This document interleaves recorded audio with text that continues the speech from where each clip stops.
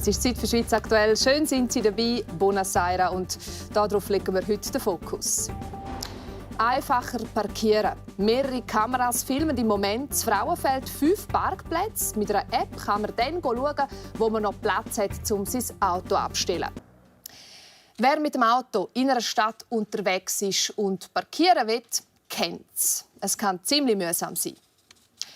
Das könnten jetzt Kameras ändern. Die können nämlich bis zu 300 parkierte Autos erkennen und mit einer App sieht man, wo es noch freie Parkplätze hat. In Frauenfeld wird das System im Moment auf 5 verschiedenen Parkplätzen getestet. Wenn es gut funktioniert, könnte das Modell der Zukunft sein, auch für andere Städte. Wie es genau funktioniert und wo es noch Probleme gibt, unser Ostschweiz-Korrespondent Urs Schnellmann ist auf Frauenfeld schauen. Wenn man in Frauenfeld im Feierabendverkehr unterwegs ist, dann steht man ganz häufig im Stau. Besonders schwierig wird es dann, wenn man einen Parkplatz sucht. Und genau darum haben wir heute den Peter Koch nebendran. Er zeigt uns eine App, die die Stadt Frauenfeld lanciert hat. Eine App mit einer Funktion, die einem hilft, einen Parkplatz zu finden. Wie funktioniert denn das genau?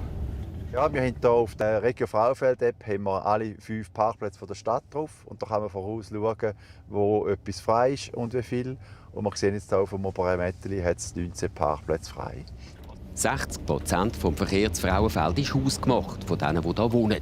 Weil die immer wieder im Kreis herumfahren, Parkplätze suchen und Stau verursachen, hat sich die Stadt etwas einfallen lassen. An einer Tagung von mehreren Städten zum Thema Verkehr hat der Stadt von Frauenfeld die Hand aufgehoben und gesagt, wir probieren das grossflächig aus als erste Stadt in der Schweiz.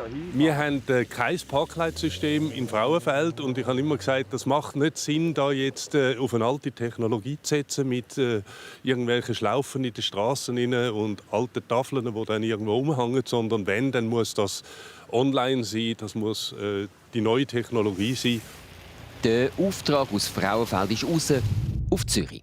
An die Firma Parkery, die so Parkleitsysteme entwickelt. Das Büro ist klein, ein paar Programmiererinnen und Programmierer, die vor allem auf künstliche Intelligenz setzen und Bilder, die Kameras bei den Parkplätzen aufnehmen, auswerten. Das ist das obere Mätteli in Frauenfeld, jetzt gerade live. Und jeder Punkt beschreibt einen Parkplatz und grün ist frei und alles andere ist besetzt. Und die verschiedenen Farben ist einfach, wie lange ist die Parkdauer. Zum Beispiel rot ist über 3 Stunden. Also da könnte man theoretisch auch Bussen verteilen mit dieser Kamera? Also gerade direkt nicht. Man weiß einfach, welches Fahrzeug wie lange da steht, aber man hat keine Kennzeicheninformationen. Das heißt, man kann nicht vom Büro aus einfach gerade direkt eine Busse ausstellen. Jetzt können wir das aber auch schärfer stellen und quasi den Polizisten helfen, so Bussen zu verteilen? Ja, könnte man, machen wir aber nicht. Dass ihr da überwacht während dem Projekt von dem Jahr, dass wir das nicht machen. Aber vielleicht später mal. Das würde ich jetzt nicht ausschliessen, aber ist wirklich nicht das Ziel der Übung. Stört Sie das, wenn da die Kamera schaut? Nein, ich denke, das Datenschutzgesetz muss eingehalten werden. Das ist sicher nicht schlecht, weil wenn man auf der Suche ist nach einem Parkplatz, kann man sich ja auch schon im Voraus so informieren. Benutzt habe ich sie noch nicht. Aber runtergeladen haben Sie schon? Ja. Also wenn Sie sie noch testen? Ja.